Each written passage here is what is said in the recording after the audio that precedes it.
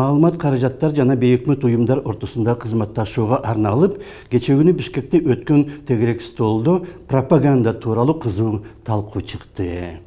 Өлкөдөгү дээрлик бардык журналисттер шайлоо учурунда тиги же бул партияга же болбосо саясатчыга жардам берип, аны пиар кылат.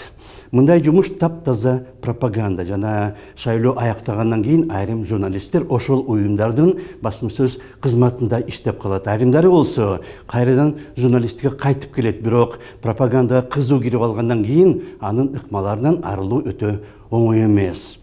Айрым ошондой пропагандисттер кээде саясий партиялардын саясий кеңештерине мүчө болуп кирет жана аны айрым адамдар түшүнбөстөн аларды журналист деп эсептей берет жана алар өздөрү дагы өздөрүн журналист болуп эсептейт. Кээ бир бейөкмөт уюмдар болсо аларды мактап, аларга сыйлык да берет.